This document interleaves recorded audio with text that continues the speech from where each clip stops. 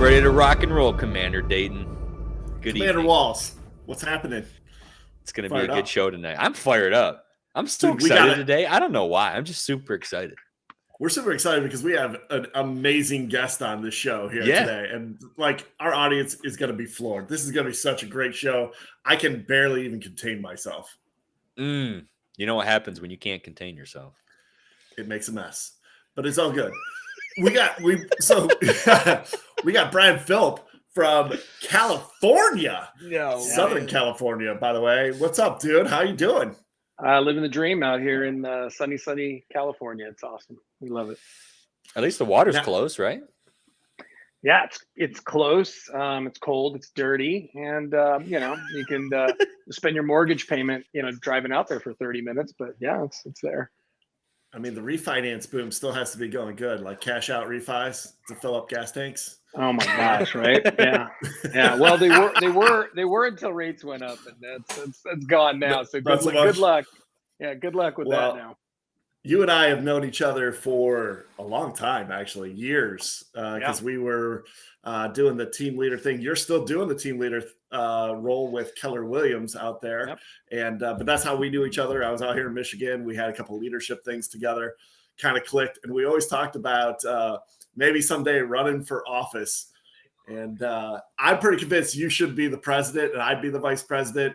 And you keep switching that around on me, but I would definitely be your VP for sure. I don't even know how. I was wondering that the other day. I don't even know how we decided VP or president. I don't even know if there was a conversation about that. But you're right. You'd become an ATL out in Michigan, right? And then I was ATL out here. So we were kind of the new kids. But we were getting punted around and beat up a lot by our awesome team leaders who were way better than us. And so that kind of created our bond, since we were the lowly ones on the totem pole. But I don't know, man. I was thinking the whole time you wanted to be president, so I was going to throw that over to you. But I don't know. I used to think, it's funny too. Sorry to go on a rant. I used to think like, wow, that's going to be a pretty crazy job. Like, that's real funny that you'd be president and I'd be vice president. Like, how could we ever do that? That'd be pretty impossible. But it's funny, over the last handful of years. Don't fall off your bike. It's bike riding, stairs, you name it. It's funny that politics, the light's been shined. It's not as complicated as it once seemed, right? Dude, if there was ever a moment or a legitimate opportunity for guys like you and I to do it, I mean, the competition, the level, it's not real high right now. Yeah, well, if people want The Rock to run in 2024, I heard that one. Like, if he can do it, well, we could pretty much have anybody do it at that point. So, can you imagine The Rock in a debate? If he's up and he's like, "Finally, The Rock has come back." It'd be Des Moines, Iowa. So they asked his opinion, and he would go, "It doesn't matter what you think, monkey." It'd be so good. Oh man. So we got a big lineup though, Chad. It's gonna be good. Let's go. I'm just gonna let you guys roll, I think. So I'm gonna start off with, I was thinking about this. I was listening to some talk radio the other day. Sorry, I gotta slow down. I'm gonna really start stuttering. Listening to some talk radio the other day, and I started to think about it. And this is gonna be great for you, Brian. I can't wait to hear your take over there in California, just because the economies are so vastly different. I'm in Columbia, South Carolina, where gas is $4.29. It went down 30 cents. You're in California, where gas is God knows what. And I was thinking about this. How has your life improved since Biden took over? That's such a loaded question. Because I was thinking about it we're trying to find an actual answer. Right. I want to know from anyone how somebody's life has improved. Because I was just dating, me and you were talking earlier. I know for a fact when Trump took over, I'm like, okay, I'm not going to be penalized if I don't have health insurance. Less taxes get taken out of my W-2 paycheck now. So boom, my life has gotten better because now I have more money. And I'm like, what? How has my life gotten better? Now I'll tell you there was so many things, like so many great things going. It's funny to see how it's unbelievable. It's only been like a year and a half, year and 6 months. Yeah. And in a year and 6 months, how quickly everything can change. And I had someone say the other day, a client they said, oh, there are these Trumpers over there. And I think it's a stupid term. I hate that term, a Trumper. Like, what the hell is that? Were you an Obama? Were you a Clintonite? Like, that's so, right? Have you ever heard that? It's so freaking weird. Yeah. A Trumper. And like, there's a lot of things that I love that Trump did. Majority of the stuff that he did, I loved. To be honest, I didn't like him in the last year. I think COVID really wrecked him. I think he had the wrong people around him, but that's a whole different conversation. That being said, to answer your question, I can't think of many things that weren't much better in that 4-year. Really, he had a 3-year run. And when you take all things considered, that he was under attack the entire time with the Russia crap and all the rest of the stuff that he was throwing at him daily, the fact that everything seemed to be better in so many different people's lives, and especially us out here, even with Gavin Newsom in California, it's amazing that in just a year and a half, it could all be slaughtered just like that, right? I can't think of one. How did Gavin Newsom survive that recall? It's because all you needed was a simple majority, right? So like, you didn't need a majority vote. You just needed a simple majority to win. But here's the funny part. He not only survived the recall, which this place was energized, man. It was like the damn Super Bowl out here trying to get rid of this guy. I mean, signs up and down the roads, people beeping their horns. It was the same thing in the last election with Trump. I mean, I'm driving through California. I'm like, oh my gosh, is California going to flip red? This is crazy. I never thought in my lifetime I would see this again. This is crazy. And then, right. And then all of a sudden you're just like, wait, Newsom's winning? This, how? Like, I don't know a single person that's voting for him. So then you fast forward to the elections we just had a couple weeks ago, and I think he got like 60% or yeah, I think it was low 60s or high 50s. I don't know a damn person that voted for him, not one. So it's a freaking mystery, man. It's a mystery. No one's happy about it out here. Do you think that's the difference between? So what is considered Southern California? Is Los Angeles a part of Southern California? Yeah. Okay. Yeah, it'll go from Los Angeles up the coast, up to San Diego, and then you don't hit Northern California until you're like in San Francisco area and all that jazz. But gotcha. Yeah, Orange County is very highly conservative, and still they lost out even over there. So I don't know, man. You're not allowed to say that the fix is in, but I don't. It's funny because I think people have just given up out here. Like, I think that really took the steam out of people the last couple of times. You know, the thought of, hey, we don't need to leave, we can still save it. I think that's gone. I think it's completely gone. But to answer your question back to the beginning, I can't honestly, and I'm not even being funny or being a jerk, I can't think of a single metric of anything that has increased. Like, I'd like to find one and say, well, he's doing this, Biden, he's doing this really good, and I can't really find anything. There's that joke, that I'm sure you guys have heard, that, wow, I'd do anything for a mean tweet right about now. Yeah. And it's true. Like, well, okay, we got rid of the really mean tweets that would make, even his closest allies cringe, right? They were pretty damn funny. Yeah, it's gotten really expensive to get rid of that crap, right? Covfefe. I'll take a big glass of Covfefe right about now. Every day of the week. So, like, a follow-up question I have for you guys is, and I was thinking about this too, is obviously we all see different points of the media and whatnot, but can you even think of anything for the groups of people that they rally for, the transgenders, the LGBTs, blacks, Hispanics, all these groups that they allegedly cater to? Like, I'm trying to think of anything where their lives have gotten better too because of this. Like, is there laws that are more in their favor, or are they being treated better, so to speak? Is there more money in their pockets? Are they not paying the same gas prices as everyone else? I don't know the statistics, but I've heard this from multiple places or seen it in multiple places I've watched, that it's, well, heck, this is basic economics, right? So we talk about this in a recession, and real estate, but in people overall, the people that have a cushion, the people that make more than their fair share, okay? When the recession happens, those people, they get hit, but they don't feel it as much because they're making more than the average human being, right? They make the correct terminology is they make more than their means. They live above their means, okay? So they don't need that kind of money. So when they get hit, they're like this, right? If this is the bottom, they're hit. Then you get your middle ground guys, your middle income people. Those guys feel it. They feel it hardcore. There's cuts happening. They're selling vehicles, et cetera, et cetera, et cetera. But your lower, your people who are in poverty, those people are slaughtered. They're put out of business. They're losing homes. They're losing cars. They're losing all kinds of things. And those were the communities, the underprivileged communities, and that side of the vote was going for. And I don't see how any of those people are happy right now, because yeah, they can make fun of people's 401ks. And I heard somebody on the news say the other day, stop worrying about your stock portfolio. Those aren't the people that are getting slaughtered right now. Those people will be okay. It's the people that have stock portfolios that are worried about their 401k, et cetera, they'll be okay. It's the people that don't have that stuff, that were living paycheck to paycheck. They're dead in the water now. We went from $3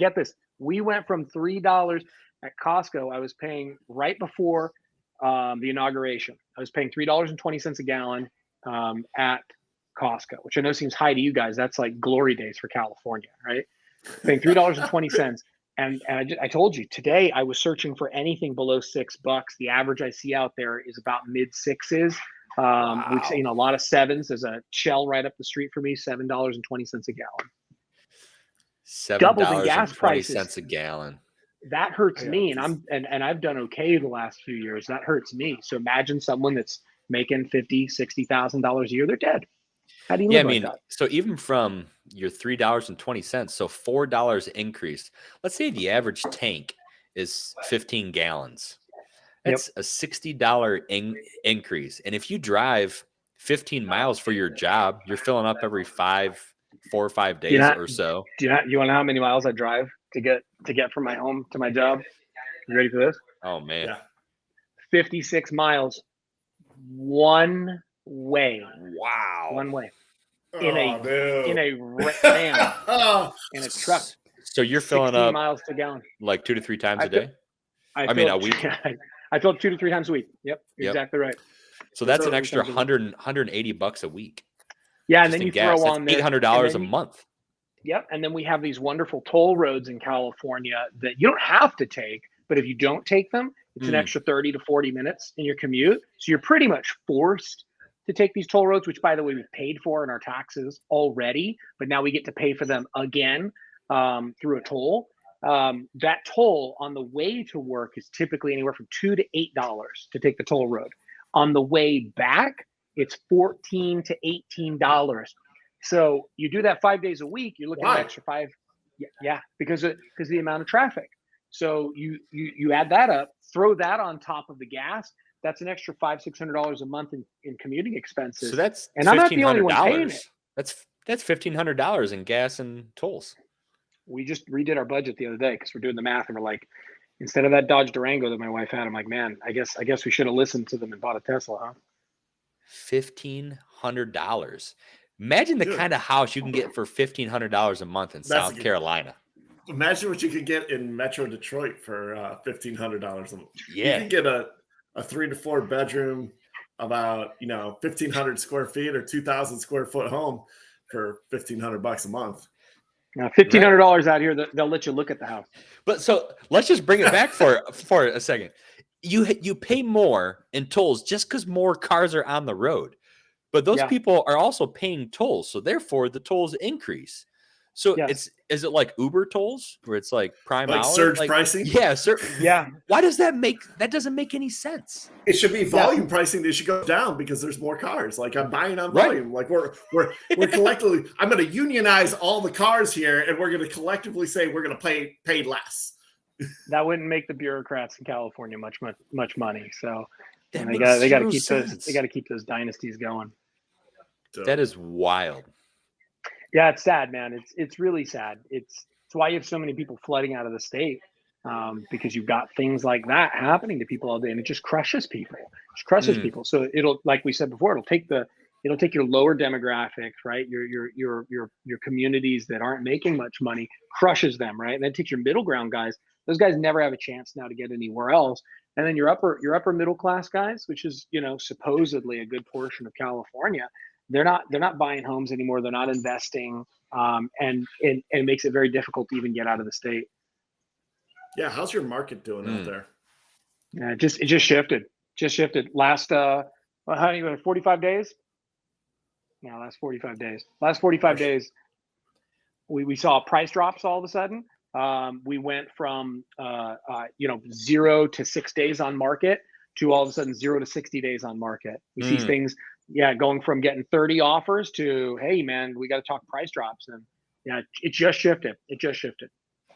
Do you think that's affected because of the interest rate, or do you think it's because of inflation?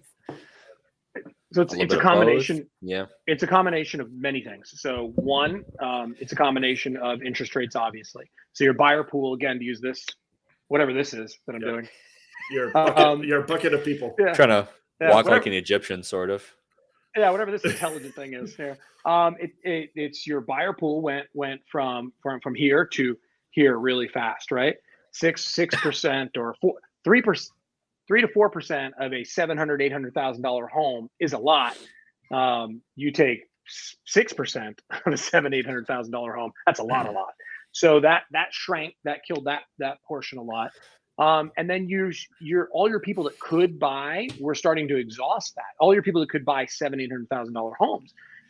The inventory is the key issue. And I know you guys are going to talk about this later. I think you're going to talk about this later, but that's what's going to be the difference between 2008 and now. Is we still have an inventory problem. We didn't have an inventory problem in 2008. The inventory problem in 2008 was we had too many homes. We don't have enough homes. We've been building 250,000 homes every single year since I think 2006, 2007, which is far below the amount of homes we need to build. I think we need to build like 800,000 or 900,000 homes just to break even and have a normal market. We haven't built 800,000 or 900,000 homes a year. Even before the market crash, we were building 500,000 a year. So we still have it. We have a huge inventory problem. We're many hundreds of thousands of homes behind where we could to fill that gap. But what's happened is between the interest rates, buyers just getting abused and beat up for the last 2 years. If they didn't release everything and sell their kids while they're trying to buy the home, they were laughed at.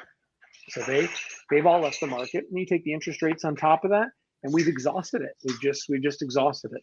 And then you take again the inflation that's transitory, right?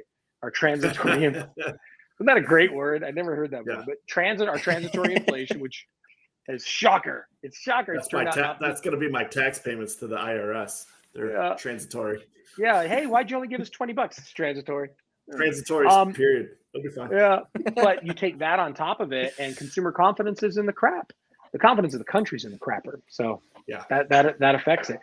And then you got all the talking heads on CNN and then even Fox News. You name your news station, it's all propaganda. And every one of those stations, every one of those stations just they peddle doom and gloom and fear all day. That doesn't make your average consumer want to go out and spend $800,000 on a home in a state that they're like, should we live here? Is weather really that expensive? Oh, geez. Oh, geez. That's a good one. So before we shift a little bit, let's how long do you guys think that these gas prices will stay inflated before the bottom just drops out? I give it 6 months. I have an opinion, but I want to hear what you say. I got 6 months before, the follow-up to that is obviously like people looking at their budgets and then deciding what areas they're going to cut. Because I said last week on the show that I didn't think that most people were paying attention to their finances that closely. They're just kind of absorbing that cost. But over time, it's going to become insolvent and they're going to start going backwards. In fact, I just saw a stat, Brian, I don't know if you saw this or not, but we managed to hit record high credit card debt. So during the pandemic, when they gave all the money away, we paid our credit cards down as a country. Like everything came down, everybody was getting under control. And now within 18 months of that, now we're at record high credit card debt. So that tells me that everybody is going backwards.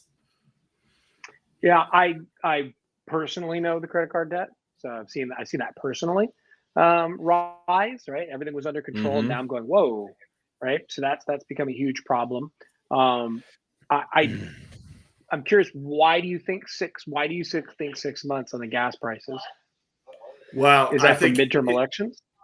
No, I think actually because gas prices for the better part of, it'd be at that point 18 months, because when Biden took over office, it didn't change right away. In fact, I don't believe that the economy shifts that fast. And that's my big, I don't want to give gloom and doom, but the reality is anything that's this big as an economy takes a long time to change. So the decisions he made the first day he was in office of cutting the supply and doing all those things that are going to create increased prices, they haven't changed yet. And it took this long to get to where we're at. And we're just getting started, baby, with the bad decisions and what's happening in our economy. So I give another 6 months before people will start really looking at their books and going, holy crap, what just happened? How come we don't have anything for Christmas? And I think you're going to see the rise up of that when people go, we don't have any money. Where's all our money? They start digging in and going, gosh, everything costs more. But the cost for fuel is just going to be in everybody's face because it affects everybody. And I think that's what's going to really be on the ticket in November, because you have all the other issues, right? You have the border, you have, guns, you have, Roe versus Wade. You've got all these other issues, but they don't affect everybody. Not everybody. They affect a lot of people, but not everybody. Right. But gas, to see the actual gas affects everybody.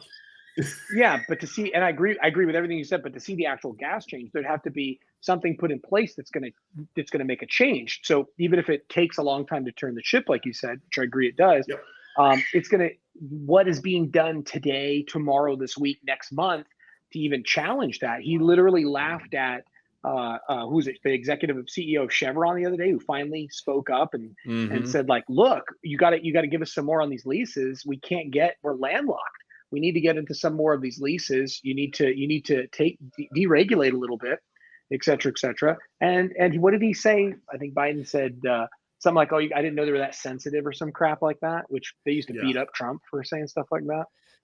Yeah. I mean, I think that we're going to see so Biden administration is meeting with the Saudis, I think, or he already has throughout the week. I have a feeling there's backdoor deals going on somewhere where we're going to see the gas prices drop before the elections, but they're not going to drop crazy. I mean, they're already going down a little bit, seemingly, in some parts of the country. But I think we're going to see them drop down a little bit, and that's going to be kind of the ammo to say, hey, we're doing things. But then after the election, I mean, it's just going to be all over again. Yeah, it'll be double birds to the rest of us. That's what it'll be.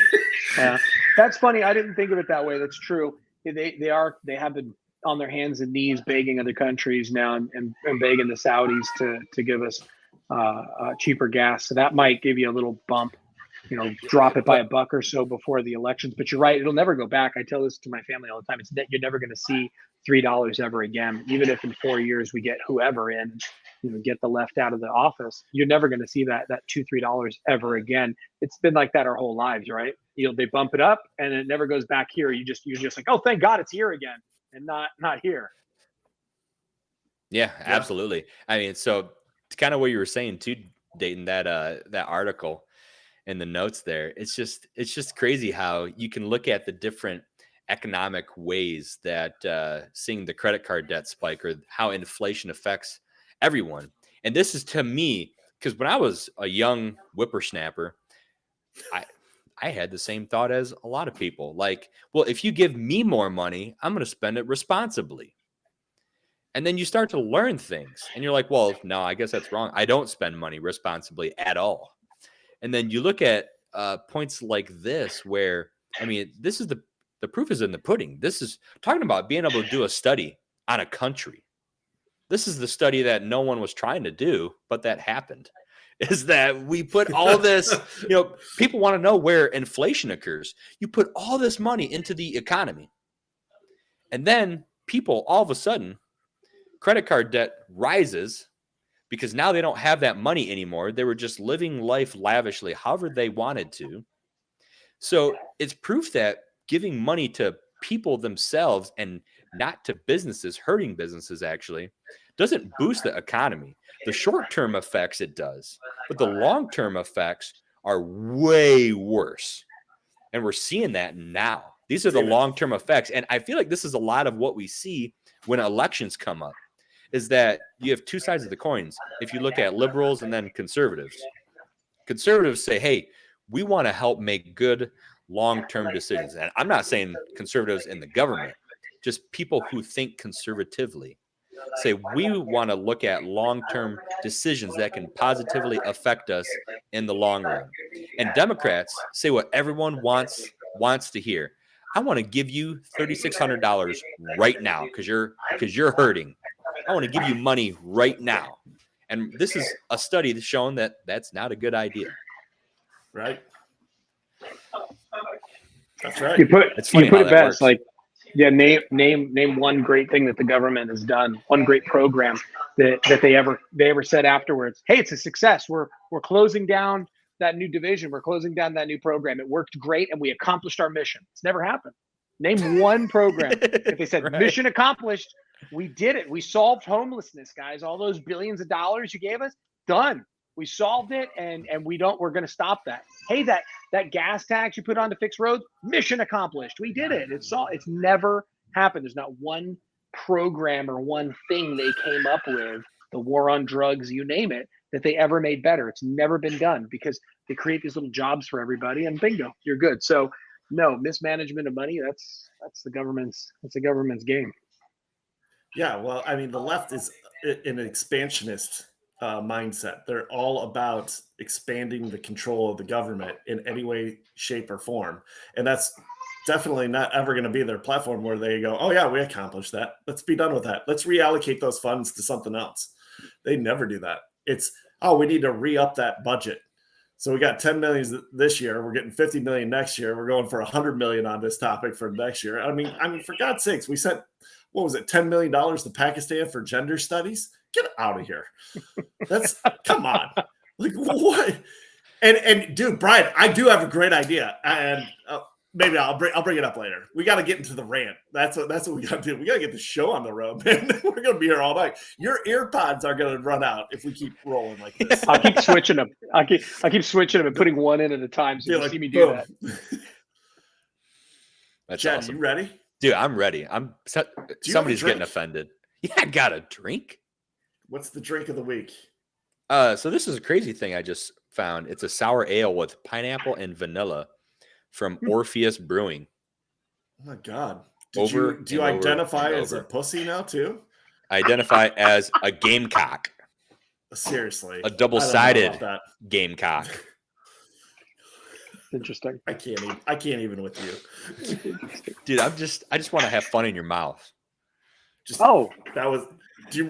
Brian, did you catch the show last week? I didn't hit last week. Oh man. So I had a dentist appointment, and I went on a little rant because they made me put a mask on. Yeah. I walked to the office, and I was like, "Why?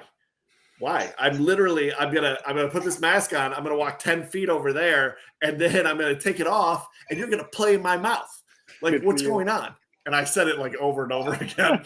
We got a lot of commentary on that throughout the week. Then you're gonna play in my mouth. That's awesome. And the good news is they have your phone number and anything already. So if they want to call you, late at night to come over and play with your mouth, they just all they gotta do is reach out. Booty call. Gas is a little high, so I don't know that they'll make the drive, but you never know. That's true. It's true. There's always Zoom. It's true. Or just start an OnlyFans page.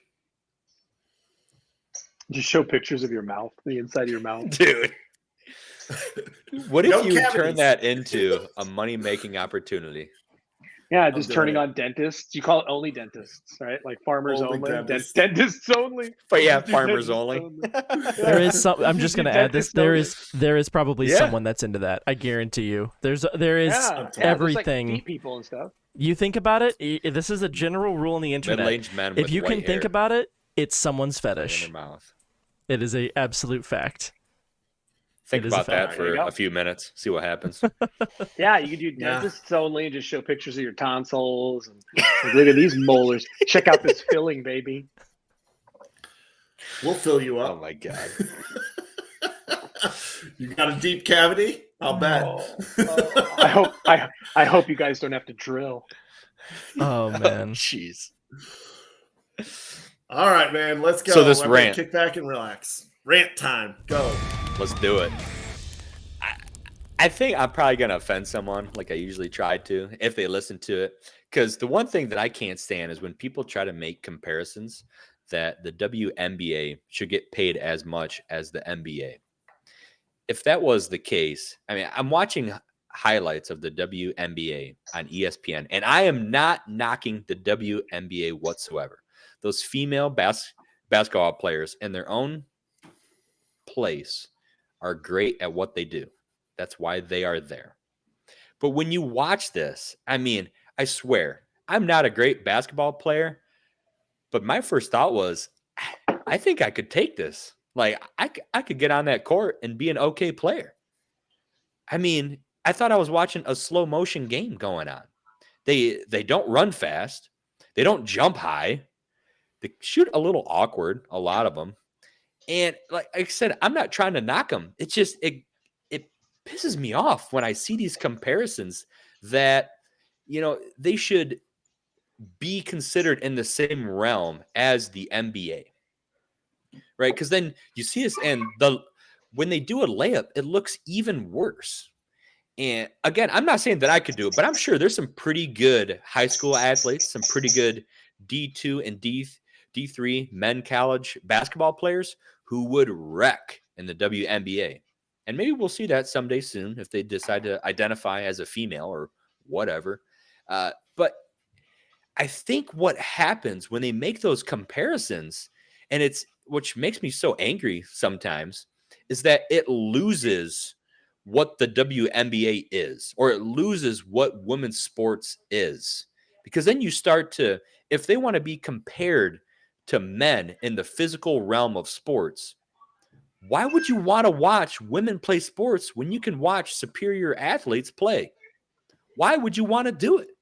It's literally like saying, instead of last year, who's in the Super Bowl? The Rams against who was it? Bengals. Cincinnati. So instead of watching the Rams against the Bengals in the Super Bowl, you know what? I'm going to tune in. I hope. I just, you know, I know that the Super Bowl is going to be great, but I really want to see the Jaguars play the Browns in Week 7. That's going to be my favorite game of the whole year. No one ever says that, because why would you want to watch less than superior sports being performed when you can watch like better sports, superior sports?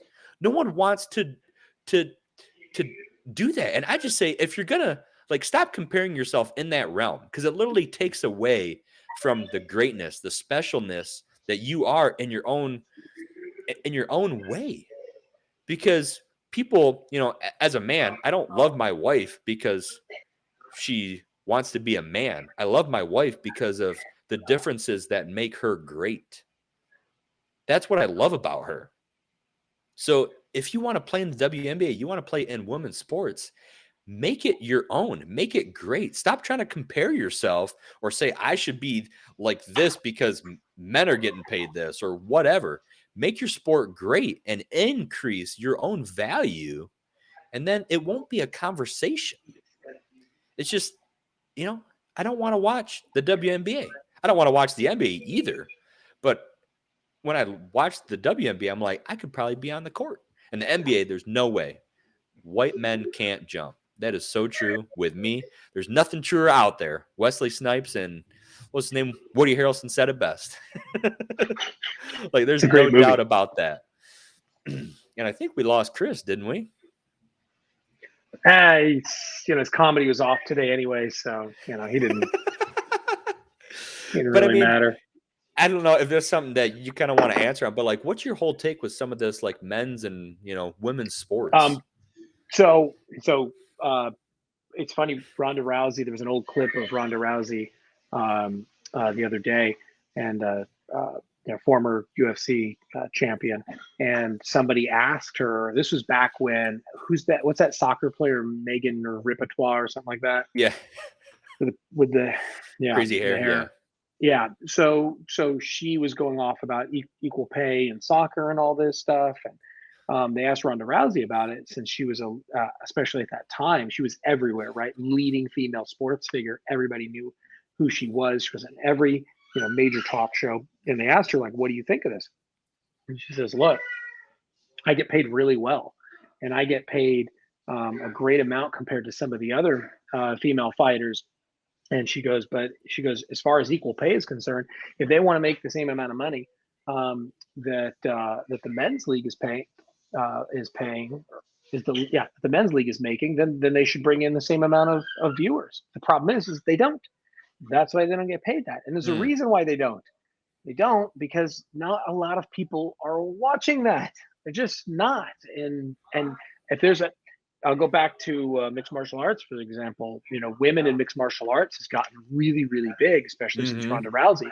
There's still a lot of people that don't like watching female fights. I personally, I love it. I think some of the female fighters fight more intense than some of the guys do. And I think they just let it all hang out, man, balls to the wall, and just beat the crap out of each other. So I absolutely love it. But what would be insane is if one of the female fighters were like, hey, we should get up there and we should jump in there. We could fight the dudes. Like, no, you can't. Yeah. That would be horrible. And there's been a couple of examples of people that have done the transgender thing. And I think there was a transgender male or something that became a female, and he jumped into the women's fighting league. He was an average at best male fighter, and he beat the crap out of this female. And now you put that in any sport, I think it'd be very similar. Last part on that, I remember, and I think there's a comparison here. I used to watch a lot of college football, and do you remember when USC had Pete Carroll, Matt Leinart, Reggie Bush, and they were killing it, man? Like, it was this crazy dynasty that those they were teams going were for. awesome. Oh my God, awesome. It was so much fun to watch, right? So they're absolutely killing it. They seemed unstoppable at the time before they lost to Texas that final year. And I asked one of my friends who watched a lot of NFL. I said, dude, wouldn't it be cool to see this USC team compete in the NFL? And he goes, bro, they'd get killed. You could take SC on their best day, put them up against the worst NFL team, and the worst NFL team would kill them. And I said, what? You're crazy. Why? And he says, dude, because the amount of guys that get picked from high school to go to college is like this. And then the amount of guys that get from college to the NFL is that. So you take that same comparison to the level that these human beings are at, and then all of a sudden you're just going to cross over and say, well, because I'm a female and I'm really good. Yes, you are in your league, but to go up against a guy and do it, we've seen too many things lately where it just doesn't. It's not the same. It's not the same. Right. They're gonna have Ronda Rousey fight Floyd Mayweather. They weren't gonna have it, but they were joking about it at one point. It would have been a bloodbath. In a real fight, she might have broken his arm, but in a boxing match, he killed him. Yeah, I mean, no one is a better boxer pound for pound than Floyd. That dude, he just unfortunately takes out everybody. Yeah, yeah, he does. It's amazing. It's beautiful. Yeah. It's beautiful to watch. But no, I don't watch any WNBA, man. So I can't talk too much in that. I think I might have seen like a quarter of a game, maybe a play or two in my lifetime. But I don't watch any much NBA anymore. I liked the NBA back when Shaq was there, because it was like this giant mammoth monstrosity that should have been playing football, and he was playing basketball. To see other human beings bounce off him was awesome. But I do agree with what you said about like if you do really good at the sport, make it yours. And I think that if they just concentrated on doing this, you could, and you got really, really good at it, which these female athletes are. 100%, they're amazing at what they're amazing at what they do. You'll draw more attention by doing it that way than trying to change the game. Stop trying to change the damn game all the time and just win at the game that you're playing. Become really amazing at the game that you're playing instead of just trying to change the rules all the time. So, yeah, because I mean, I'll be honest. I think that the fact that the women's national soccer team is so good that it's really put them on the map, and most likely got them more notoriety than they had before, because everyone, when you do something like that and you become so good at what you do, people know about you whether you want them to or not, because America loves winning. America loves winners. If you win and you win consistently, people know who you are, right? Anyone who watched college sports knows that USC football team. Anyone who watched college sports knows that team. Valentina was fighting last. I watch a lot of combat sports. So Valentina was fighting. Great female champion was fighting last weekend. I couldn't wait to see her fight. In fact, I was disappointed that she wasn't the main event. There was another championship fight that was the main event. But I thought, man, she's even though they usually do top billing by the highest weight class, but I thought, man, she's even a bigger star. She should be there. But I tuned in just to see her fight because she's amazing. We've been watching her for so long. She's awesome. And next time she fights, I'll be tuning in again because she's awesome. Because she's made such a draw out of herself without saying, "Hey, I'm going to go and do this." No, she just got really good at what she did, and everybody respects her for it. Ronda Rousey is the same exact way. Everyone knew who Ronda Rousey was. Yep. And she wasn't necessarily a great fighter. She doesn't have a great record compared to some of these other women, but she just, I don't know. I'll debate you on that. I think she was like, she only lost twice in the UFC, and I don't know. Oh, did she? Okay. And I don't know if she lost anywhere else even before that. She was an Olympic judo champion. Okay. I don't know what medal she won, if she was silver or gold, but she was a judo, what they call it, a judokai. She was an Olympic judo champion before that, and she was purely undefeated fighting top competition. Okay. And then she got head kicked by Holly Holm, and then she came back to fight Nunez and got the crap kicked out of her. Could you imagine taking a kick to the head like that? Not from someone like that. I've taken a few kicks to the head, but not from someone like that. Oh man, that's death. That's yeah, absolute death. Like you watch, who was it? Anderson Silva that broke his leg.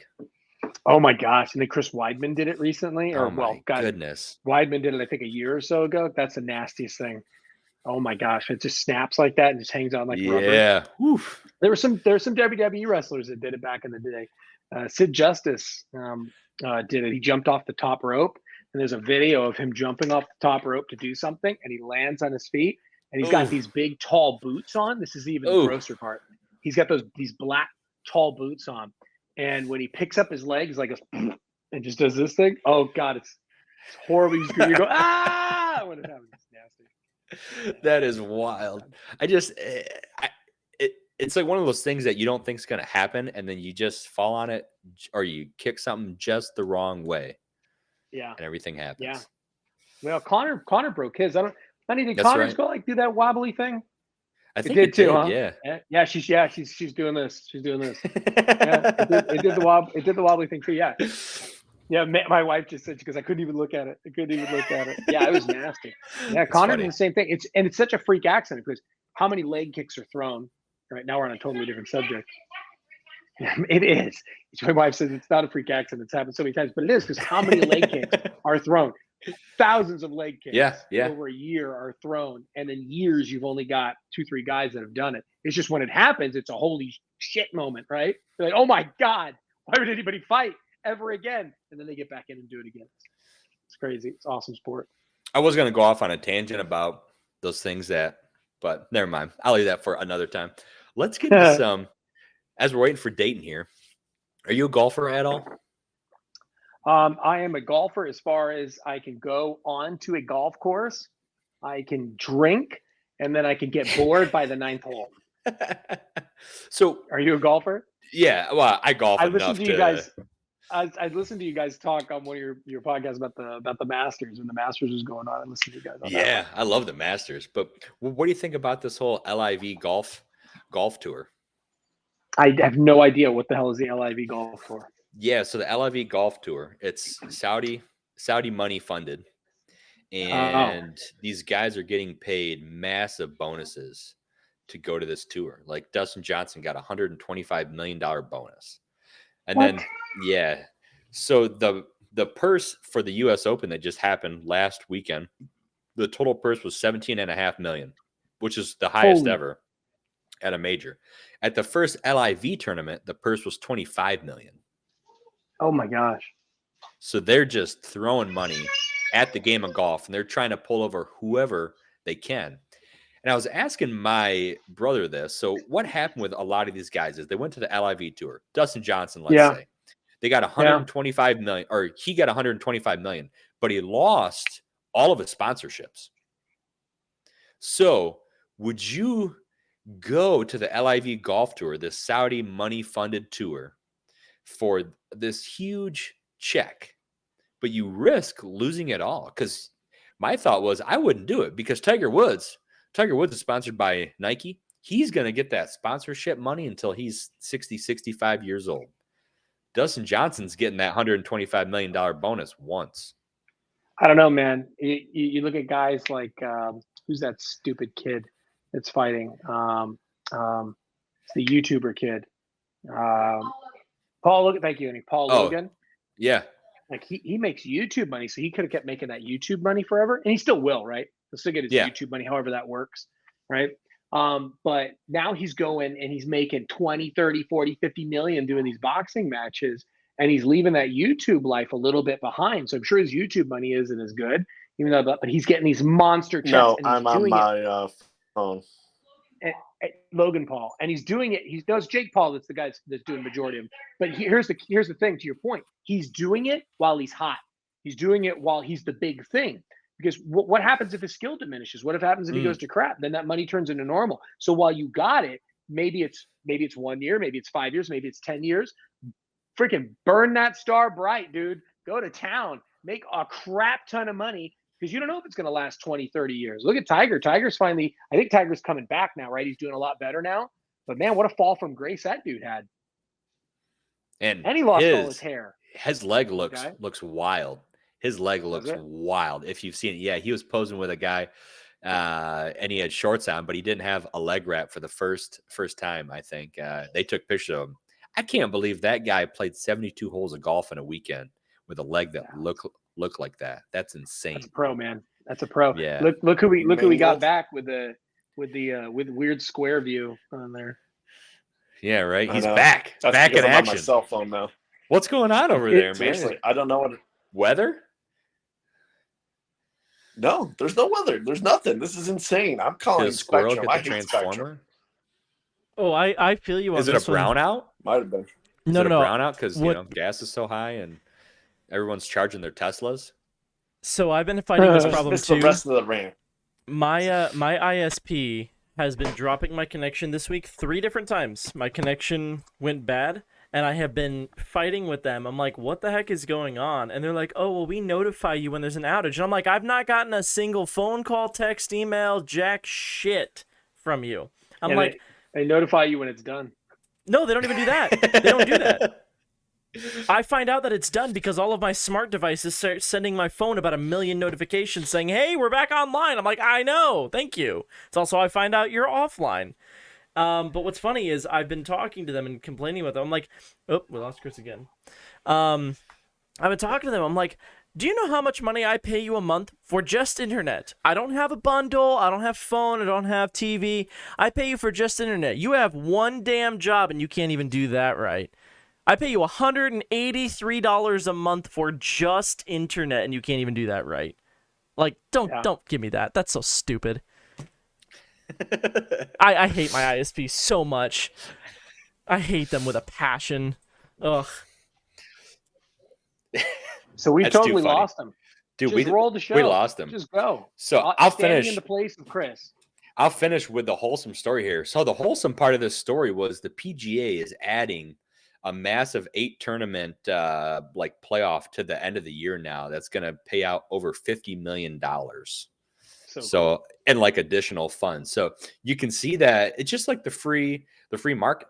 Whenever you create competition, look what happens. Amen. Go back to the Jake Paul, Logan Paul thing. I hate those two kids. But you know what? They are creating a gazillion dollars for so many freaking people. Tyrone Woodley getting his face smashed in, and the rest of them that have gotten knocked out, embarrassingly enough. Those guys are making more money than they ever have in their lifetime because you got free market. You took out these major organizations, all the stupid boxing organizations, et cetera, and you just have this stupid YouTube kid coming in, garnering up attention, and now people are making stupid money, like Mike Tyson 80s. Gazillions of dollars these guys are making. And Mike Tyson was the man back then. Mike Tyson still is the man. He could have killed that kid on that plane. That kid has no idea how close to death he was. Oh man. Could you imagine being on a plane though and some guy stands up with his lisp and he starts yelling at you? I don't know if I'd laugh, cry, or what. We met Mike. So you'll laugh at this. Chris, are you back? I don't think he is. Yeah, so I just gotten into real estate in 2005, and I started in the title industry, and they were doing this is back when the money was flowing like crazy, right? Title reps could do all kinds of stuff. Yeah. So we rented out the Rum Jungle in Las Vegas for all the realtors. We were allowed to let our realtors in. Long story short, Mike Tyson tries to get in, but we had bought the Rum Jungle out, this company. So no one was allowed to get in. And someone comes over to me and like, dude, Mike Tyson just tried to get in. And I'm like, oh my God, Mike Tyson, where's Mike Tyson? And they're like, oh, they turned him away because it's a private party. And I ran to the front. I was like, I see him with his entourage. I said, champ. And he turns around. I'm like, come on in. He's like, don't let me in. They say it's a private party. And I was like, You're the champ. Come in. So I let Mike Tyson in. People are giving me dirty looks, but it's only for a second because everybody's like doing the same thing as me. Holy crap. It's Mike Tyson. This is 2005, right? Everybody's going nuts. So everybody starts crowding around, taking pictures. I'm like, champ, can I get one picture with you? He's like, sure. So I'm standing next to Mike, and my buddy, I won't mention his name at the time, he trained me in the industry at the beginning. And he's so drunk. I give him my phone, and it's not like an iPhone. It's like one of those like little flip phones, right? Yeah. So I take my flip phone out with the crappy camera, and I'm like, here. And I'm like next to Mike, and I'm doing these stupid things, right? And he goes and he takes the photo, but he's like this. He goes, he's so drunk. He goes, and he takes a photo. And I go back and I look at the camera and look at it, and I'm like, oh my God. And you can only see my feet because he's so drunk. He did this. He fell forward. So I go back. I'm like, Mike, he didn't get one more. He's like, okay. And now he's looking annoyed. When Mike Tyson looks annoyed, you don't go further with Mike Tyson. So, and he's not like now where he's like nice, high Mike Tyson, right? Yeah. He's still angry Tyson. The face tattoo is very fresh. So I asked him one more time, and my drunk buddy did it again. And so I have a picture of my waist and Mike Tyson's waist somewhere on a flip phone somewhere. But yeah, that's the closest to Mike Tyson I got. There you go. The schlong schlot. Yeah, that's all it is. That's all it is. I'm like, yeah, that's Mike Tyson's shoe right next to mine. Dude, Dayton, so glad to have you back. That's perfect timing. Dude, I think I finally got it figured out.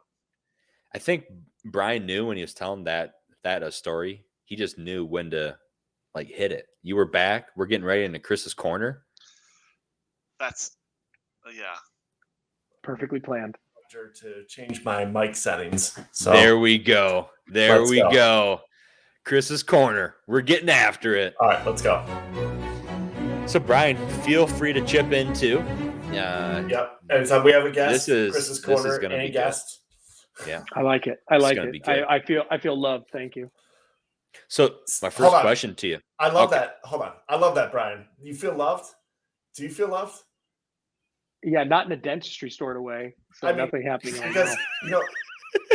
Well, but you're a KW guy and I'm EXP and we can be friends. Like it's like the Crips and the Bloods with these two companies. It but is. Here we are. We're still like buddies. We can Gangs of New York. It's the Jets and the Sharks. Yeah. The Jets and the Sharks. Let's go. All right. My first one to you. So Biden fell off his bike. Nothing was going on. I mean, what are your thoughts on this? How does this happen? I mean, I think Trump hit a drive and kind of sliced it, and Biden got in the way. I mean, I love that meme too. But I think honestly, the question I have is like, this guy's not even allowed to talk to anybody at the White House Easter Bunny thing. The Easter Bunny had to come up and intercept him, and so. If you're at that level with the president that you can't let him go off and do anything on his own, why on earth are his handlers like, oh, you want to go for a bike ride? Oh, yeah, that sounds great. Why don't you go? Go, Joe. Because you know damn well what was going to happen. That dude, he's lucky he stopped and then fell over. Can you imagine if he was going and just like, had a moment and biffed it? And I mean, it was like a Big Daddy moment. Instead of the rollerblades, though, he throws the stick out there. Yeah, that's like... Well, they did it. They allowed it, and somebody tweeted it or whatever. It was like, "Oh, laugh about it now. Look how what was the term they used from Sleepy Joe or something like that?" And he was like, "Look at him now. He doesn't look so sleepy." And it was literally moments before he fell. So the propaganda tour with it was like, "Well, look how healthy he is. Look how healthy he is." And of course, right, the guy. my wife, she always says, I don't think she does it as much now because we're starting to really, it's not funny anymore. We're like, well, as people, we're starting to feel the effects of having this person in place or whoever's running him. But she would always say, I feel sad. And I go, why do you feel bad? And I'd be like, oh, mad and stuff. And she'd go, because he's just an old man. He's just a little old man. And he shouldn't be doing this. He shouldn't be doing this. So that's what you have. You have this little old man that shouldn't be on a bike. He at least shouldn't be being filmed while he's on a bike. Get the man a Peloton and strap him in at home. Let him ride the damn Peloton. You can film him on the Peloton. What are you doing riding him around in the middle of the street with a bunch of feds around him? Hide the guy. Term limits and age limits. Class. You're on your Peloton and you see President Joe Biden show up in your class. And you're like, that's it. I'm about to smoke the president. And then all of a sudden, Secret Service shows up at your house because you said you were going to smoke the president. That's fantastic. You'd only get away with it if you're a Madonna. Madonna would get away with it. It's a whole nother rant. Sorry. All right. So my second question here. What's going on in the market here? Stocks, cryptos are going way down. Do you think it's going to bounce back, or when does that happen? Everything bounces back when the adults get put back in charge. So, but yeah, the single worst thing that you can possibly do is panic and sell right now. You don't want to do that. You don't want to liquidate your positions if you don't have to. That's the sad part, though, is there's people who are trying to retire. There's people who are saved their whole life and work their whole life and put this stuff away for this moment, and only to watch it get destroyed and cut in half in a transitory, sense. So, but that being said, I mean, yeah, everything goes down. It's across the board. There's the number one thing that's driving that is uncertainty. The market hates uncertainty. And right now, with the people that are in charge, there's a lot of cause for uncertainty. I love that Brian's getting drink refills over there. I think that's fantastic. I was trying to be quiet about it. Sorry. No, it's all good. I love it. That's legendary. That's first on our show. Like, hey, reload. Yeah, I was trying to be quiet about it. Yeah. Woman, get over here. Bring me another drink. Well, the best part is it's only 6:00 in California. Yeah, it's true. It's 9:00 here where I'm at. I'm like, a long day, bro. It was a long day. Chris is 100% right. I'm no stock expert, but I listen to a lot of experts, and I got a long drive. And everything I always hear and everything I've always been told is you leave it. It's similar to real estate, right? So you people that bought $200,000 homes or $300,000 homes in 2005 lost their ass in 2008, and those $400,000 homes were all of a sudden worth $150,000. Those same people that hung on to their homes not only got back up to $400,000, but sold for $600,000-$700,000 in the last couple of years. And even when that dips back a little bit, we see some of those gains get pulled back, and their home is worth $550,000. Again, you bought the home for X amount of dollars. It's still worth more. So I think it's the same as the market. You want to keep in there and you want to hold on, and you sell when you sell and you buy when you need to buy. If anything, when the recession happens, you buy as much as you can, if you can. Yeah, that's really what I would say is right now, if you can put extra in, put it into buying down your positions, because it is going to go back up and it'll speed up your recovery. That makes sense. All right. So the third one here, starting this week, you can give vaccines to kids under 5. Why? I know why. I'll tell you why, Chad. Let me tell you why. Because they want money. Sure, shit isn't for their health. It's because they want more money. That's it. And why would you do that to kids? It's insane. I saw this on the docket or whatever the hell it is that you guys are going to talk about this, and I stay away from many things. I try not to talk about too many things because everybody's so uptight about everything. But it's super sad that no one talks about the truth of this crap. We're giving experimental vaccines that have only been out for a couple of years to 5-year-olds and under, and I think they just even did it for 6 months old. Or I saw something where they're pushing it for children at 6 months old. that is you're experimenting with the future of the planet. Like, and I know that's cliche, everybody says that, right? But that, like, I have a 10-month-old. You ain't putting no damn mRNA vaccine in my 10-month-old over my dead body. Like, come and try it. That's such bull crap. There's a 99.9% survivability rate if they got COVID. And we all got COVID back in December. That horrible flu, it was a bad flu, man. It was, look, I'm going to admit to you, it sucked, man. I got it in December.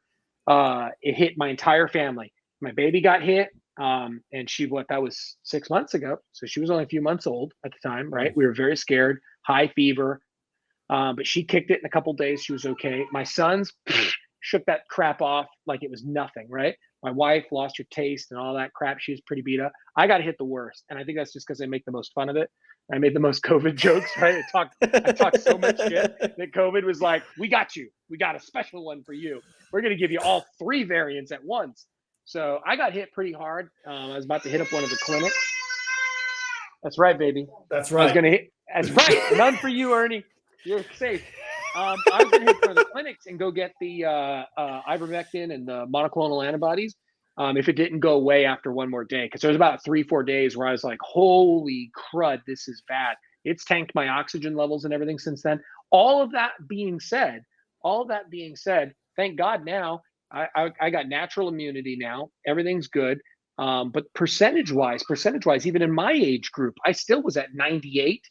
I think it's 98.4, 98.6% survivability rate at my age group. A 6-month-old, a 5-year-old, if they get it, which is a very low chance that they get it, but if they get it, 99.9%. It's money. It's freaking money. It's why they released the other day. They said they asked Pfizer CEO. They said, "Hey, Pfizer CEO, do you see this happening every year?" And shocker, hold your drinks, guys. What did he say? Yeah, I see. We're gonna do it every year. Come on, people. Like, I'll never fall. Come on, man. It's so stupid. Come on, man. It's not about saving people's lives anymore. Not all about saving people's lives, man. It's not about saving people's lives. It's about money, and it's a damn shame, man. That's that. You really want to grind my gears? That's how you grind my gears. Come on, man. You're acting like a damn clown. Come on. Whatever. Has anybody ever noticed that like Biden is like debating against himself? I think he's so old that he is like his younger self is like going against his present self, and he doesn't know what's going on, because he'd be like, yeah, we need to get more money for this, and I'm tired of the inflation. The inflation's good, it's a good thing. And then he turns around, he's like, I'm tired of the lies, man. Come on, man. And then the whisper comes out, you gotta get people to do this, blah blah blah blah blah. And you're just like, what is happening right now? It's so scary. Bring that girl over here. I want to sniff her. Yeah, I want to sniff her. Exactly. I got something for the 6-year-olds and under. Come on over here. So Come on, man. It's so bring her back. Weird. Oh, tired of the lies. Oh, tired of the lies. Oh, that makes me cringe thinking about him sniffing little kids. The scary thing about pool. Hey, do you like my hairy legs? The scary thing about the vaccine is that more and more stuff comes out every single day. You have to search for it, but more and more stuff comes out every single day about adverse reactions and everything. And they're pushing so much of that back that if they weren't, you could only imagine what you'd be hearing, right?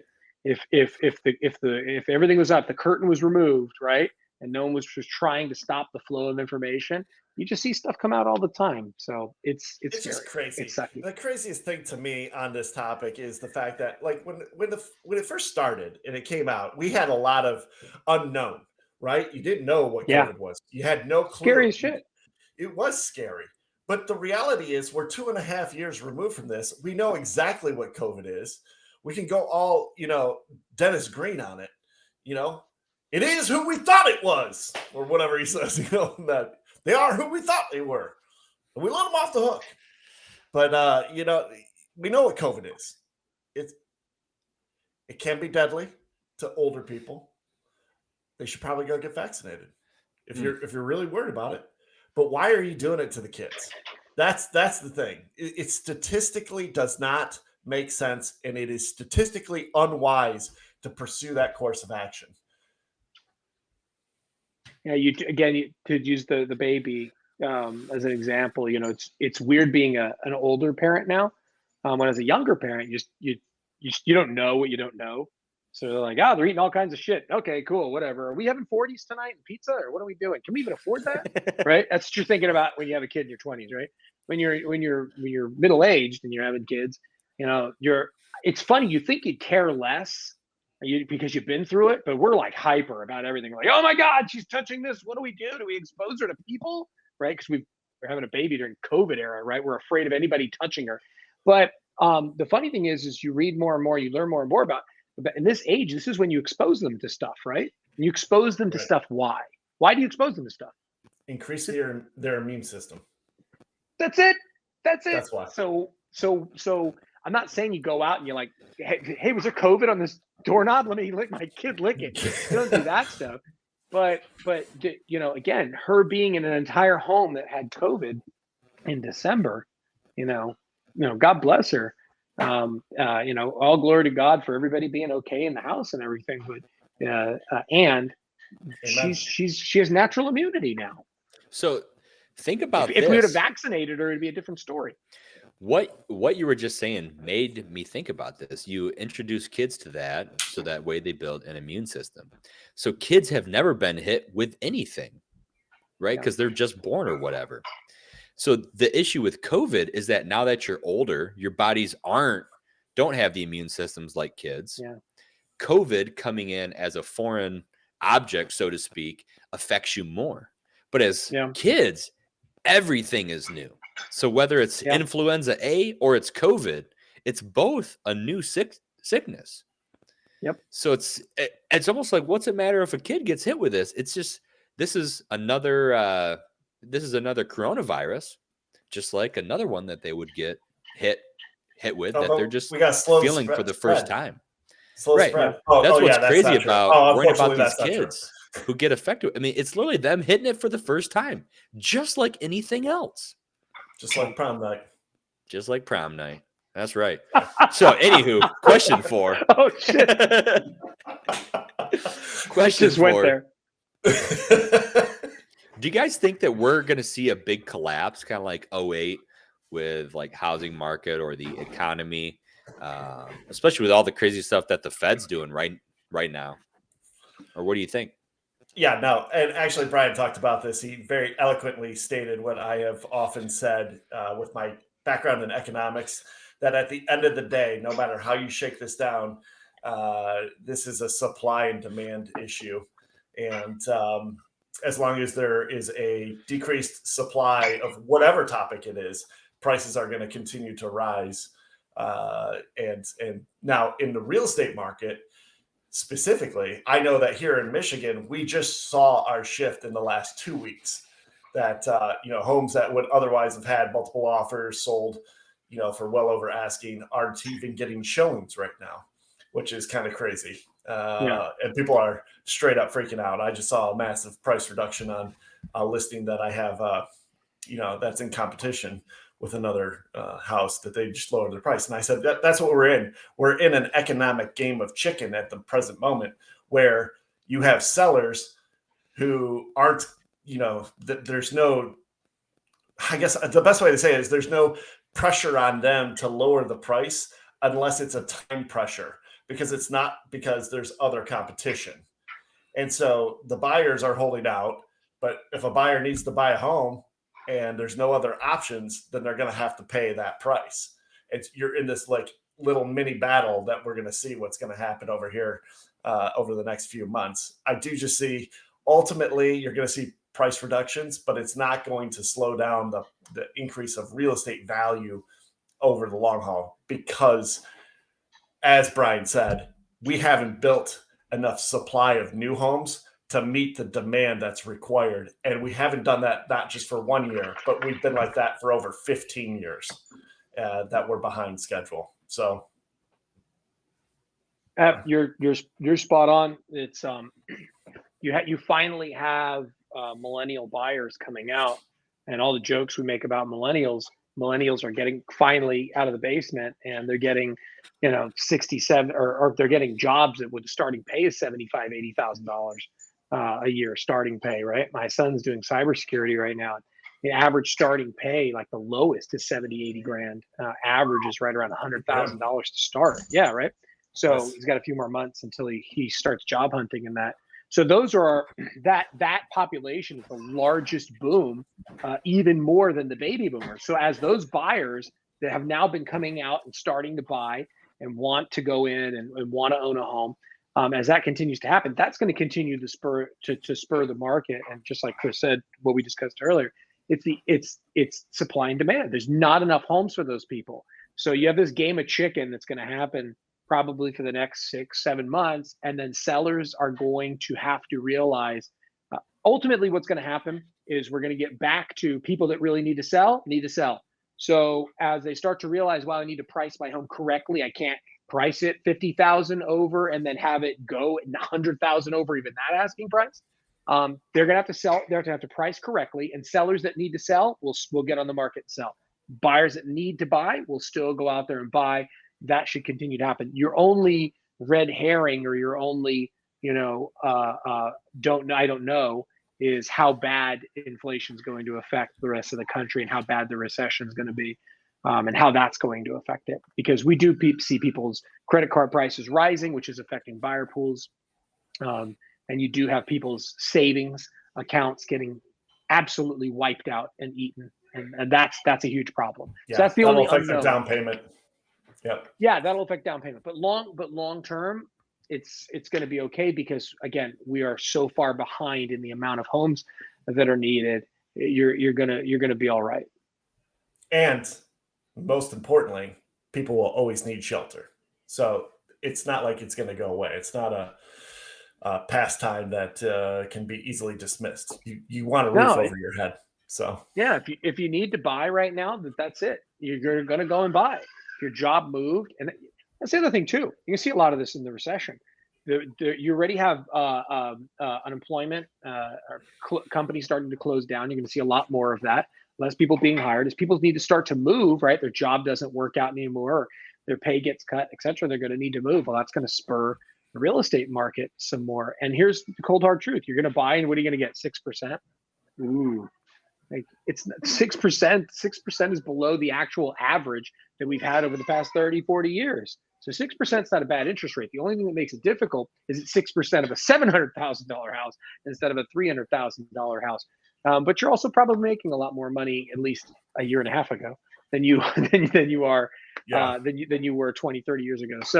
So the reality is, you'll still go ahead and buy that home. It'll hurt in 4 or 5 years, and hopefully in 2 to 3 years, they tag those interest rates down, and we see another low interest rate boom, and you refi that sucker, and you're going to be okay. Now you're building equity in a great home. Geez, this is one of the most insightful Chris's Corners we've ever had. I know. Brian's going to be our new guest every week. You guys are great. I was hoping to bring fun, not. That's awesome. Well, so it's kind of what you alluded to earlier, Chris. I'll just say this: I think this is one of the best times to seek opportunity. There's going to be opportunity everywhere. Anytime there's a recession in the market, these are things that I thought about. Like, man, when I was 18 years old, I wish I wasn't such an idiot. I wish I just took $2,000 and put it into any sort of investment, anything, and then it happens again 6 years later. I'm like, man, I just wish I took $1,000, put it into Bitcoin, whatever. Like, this is that opportunity. Again, we're seeing those opportunities now. Just figure out wherever you can find opportunity and get your foot in there. I don't know if Chris was going to. Oh, we lost him. So I don't know if he was put, like it was a dramatic pause. Yeah. he looked like he was. I was shutting up because it looked like something uber intelligent was coming out of his mouth. And I know. I was on the edge of my seat, like freaking. That was amazing. It was amazing. You're 100% right. It's even in the real estate world, where a lot of us, myself being one of them, completely lost our asses. I was in real estate during the crash, and I lost everything: houses, cars, ex-wife. I mean, everything. Yeah. You name it. Life changed. And You also had guys that did really well. Guys that were experienced in the market, jumped in the REO market and made insane, ridiculous amount of monies and built legacies and kingdoms for themselves in the real estate world. And that happened in every different industry. That people make money in down markets. People just do. Think about it. And we go back to the stock thing, right? Stocks are in the crapper right now. What a great time to buy.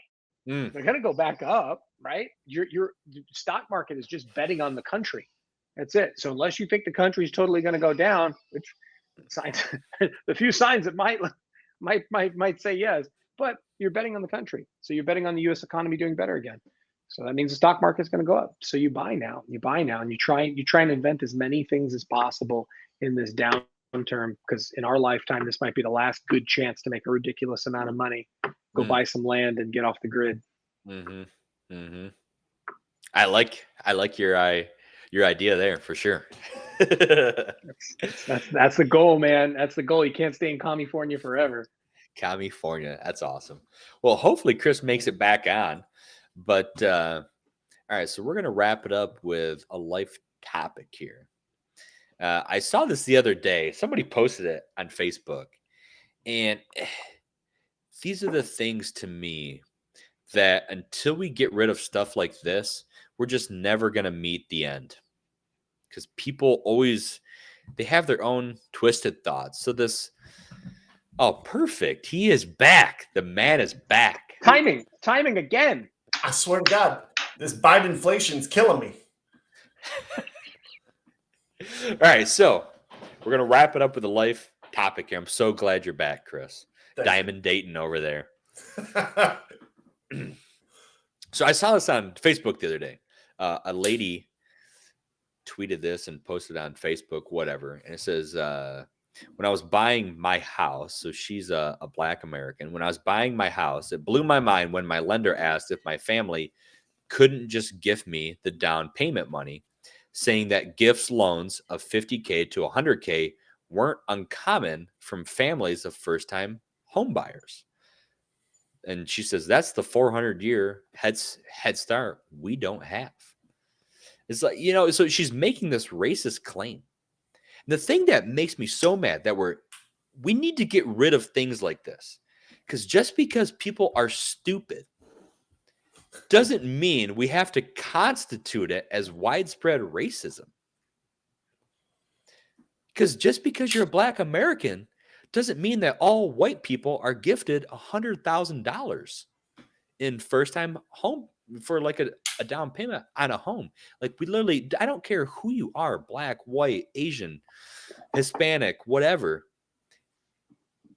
Get rid of, just because people are stupid doesn't mean we have to make it racist. Like we have to get rid of that in our circles, in our conversations, in our social interactions. And challenging the narrative doesn't make you a racist either. It's, I think it's one of those things where we need to be a little bit better as leaders to step up and speak on these topics when we can, because we need to be more inclusive and we need to call out for inclusivity and solve problems instead of placing blame on things that can't be controlled right now. Yeah, because I read stuff like this.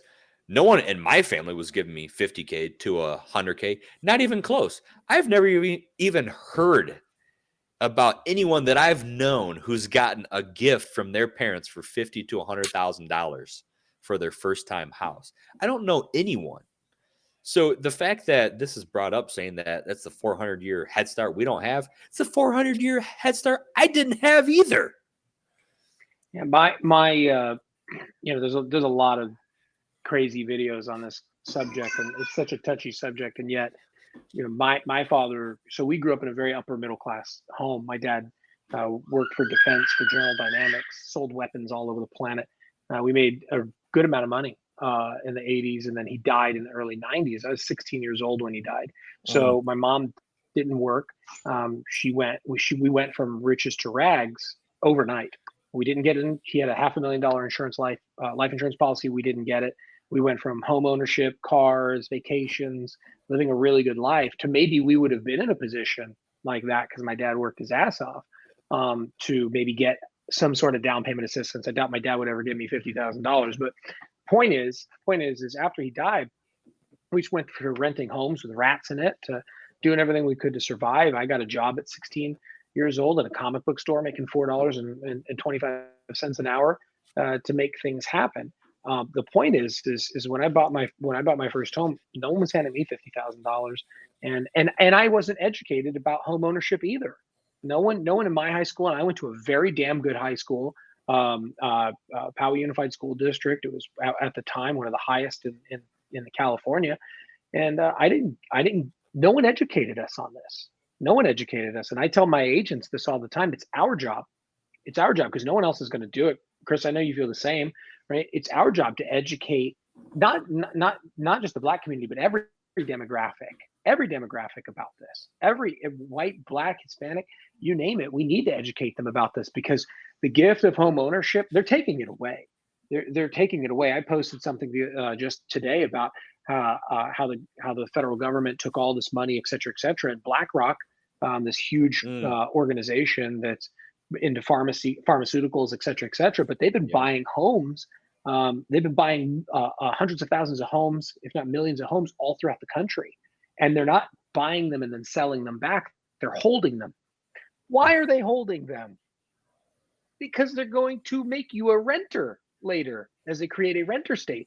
Because you will own nothing and you will be happy, is what the World Economic Forum says, and that's unfortunately the truth of it. So it's our job, Chris, and any other realtor that's watching this thing, or anybody that's watching this. It's our job to educate people about things. I love that you guys talk about the stock market. No one ever taught me about that, about home ownership, about ways for us to make money. Because whether you believe in all the crap out there, the lizard people and all this stuff or not, right? Whatever you believe in, they don't want you to make a ridiculous amount of money and be independent. They don't. So I know you guys never got $40,000, $50,000 for a gift. I know I didn't, to buy a home. That's unfortunately, that's a lot of us. That's the way it is. And it's our job to educate other people on how to get there. Yeah. And that's the thing. There's just an education component to it. I get that there's people within the country that we're not equal, that we've never been equal. It's not about being equal. It's about equal opportunity. And so if we take the opportunities that we have to teach and people tune in and listen, information is so readily available today, guys. I find it really hard to believe that anybody couldn't learn something if they wanted to. I mean, if you really wanted to learn like quantum physics, you can go on YouTube. You don't have to go to college for that. You can go to college, you can get specialized degrees. But if you wanted to know about quantum physics, you can actually just take stuff and go right on YouTube and watch it. Yeah. So if you want to learn about home ownership, you can watch videos. The challenge is there's a lot of noise. So now you get a little bit overwhelmed if you don't know what you're talking about. You don't know if you're listening to an accredited source. You don't know if they know what they're talking about. So it can make it tough. I get it. But the information's there. And that's why you got to use your brain and maybe surround yourself with good people. I mean, man, doesn't it seem like association is going to matter more and more every single day? Who you hang out with, who you listen to. Really do you have contrarian points in your life, or are you stuck in your own echo chamber? How can you create progression if you can't even listen to another point of view and then use your brain and filter through and make a decision?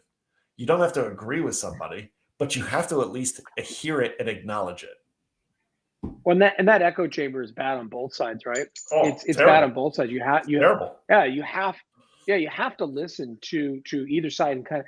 I've got a guy that I work with every day that is. I made a joke once to him that him and I disagreed on many things in life. I said, we probably disagree with 50-60% of things in life. And he said to me, he goes, 50-60%, probably more like 99. And he explained to me some of his views on stuff, and it was mind blowing. And yet I enjoy this guy. I work with him every single day. He's a friend. I consider him a friend now. And even though we disagree with things and we argue with things, we still get along. And the neat thing is hopefully he learned some stuff from me. And I know I learned some stuff from him. And I'm like, oh, wow, I've never seen it that way. Okay. I may not agree with it, but now I definitely understand. Or, hey, you've actually changed my mind on that. My political views have changed in the past 10, 15, 20 years. You know, that's part of life, but you don't get there unless if you don't get there if you're in that echo chamber. So you're 100% right. That's the worst part about cancel culture is they're holding people accountable for things that they thought 15 years ago, and they don't allow for grace or for people to ever grow and change and mature. Yeah, no, and you're right. You know, like one of the issues I think that, and I don't know that tweet or that post or whatever that was, you know, but one of that issue that's a hot topic in real estate. I don't know if you guys hear it a lot, you know, where you're at, Chris, but you know, we hear it a lot too. A lot of the real estate community is getting educated about redlining and some of the stuff that the federal government did to keep the Black community, marginalized and keep them out of home ownership. And that stuff's very true. We were selling a house out here in California. We saw it on one of the documents on one of the homes we sold. And literally the document said that it couldn't be sold to Black people. My wife and I were like, holy crap. I can't believe that. It was on an original title deed on this very, very old home we sold. And that is freaking ridiculous, and it's terrible, and it's not what majority of the country believes in. It's not what majority of the people believe in. It's not the people I associate with. They don't believe in stuff like that. And yet here we are now. It's 2022. It's 2022. Let's go out there. Let's kick some ass. Let's all help everybody, build amazing things together. Concentrating on this crap, that's not going to get us any further. It's how do we help people now, right? I could every day say, well, I'm not where I'm supposed to be because my dad died when I was 16, but instead I chose to take that and say, okay, I that sucks, and I'm further behind than most people my age. 2008 also wrecked me, and I went through divorce, and I lost my ass, and I can the list will go on, right? The list can go on. My family was Italian, right? We were treated like crap when we came over to this country, and Irish. Great food. Yeah, great food. We're made fun of every St. Patty's Day. I don't care that you're treated like crap, but great food. Great food, right? But again, not to make any community feel bad. Everybody's got shit, and some people got worse stuff than others, and it sucks. It really does suck, and yet. The only way that any of us are going to pull out of any of this stuff is to not try and change how the game is played. It's to go out there and be successful and lead other people and say, hey, look, I did it and you can do it too. Not, oh, you can't do it. That's bullcrap. Yeah, lifting people up instead of holding them down. That's what we're about. That's what I'm about, brother. That's what I'm about. I show up every day and do what I do to help other people. I honestly feel like God put me in the position I'm in to do his work and to help other human beings. You are very good at it too. One of the best. Oh, thanks, brother. For real. One of the best. That. And I have met lots of people. I've been at very big companies. I've been around a lot of leaders. There are not many that are cut the way you are cut. And so the world is a better place because of you, Brian, for sure. I appreciate that, brother. It's all God. And I mean that 100%. It's all God. It's what I get up every day for. And I really do believe that we as a people, in this country, and this is a great country. This is an amazing country. All the crap that's happening. This is the most free place on planet Earth. It is the greatest country that's ever existed, the greatest civilization that's ever existed. It's accomplished more than anything, than any other country that's ever existed. And it's up to us, we the people, not our bullshit government. And by the way, that's right and left. That's people on both sides of the aisle, a bunch of crooks stealing money from us. It's a tragedy. It's up to us to take what the founders gave us and really take advantage of that and take our country back and help us, the people that this country was invented for. It's my mic drop. You guys are awesome. Let's go. You guys are awesome. I think we'll just end it there. That's good fantastic. Episode. I appreciate you being on, Brian. Brian, we're going to have you on again, and we're going to do another deep dive on Christianity and how the lack of the turning away from God in recent years, in the last 10, 20 years, has resulted in the carnage in our cultural society today. We'll recap that one because that's another 2-hour episode. I'd love that. Please do. I saw a stat the other day that 81%. It's only 81% of the U.S. believes in God anymore. And geez, you could see a direct correlation in removing God from our families and removing God from our country and what's happening with people in society. So I'd love to do a deep dive on that. God is very real, and He's done some amazing things in my life. So, amen. Well, Commander Whalls, Commander Dayton, Commander Phil, Mr. President, Mr. Vice President, man. yes, Mr. sir. President.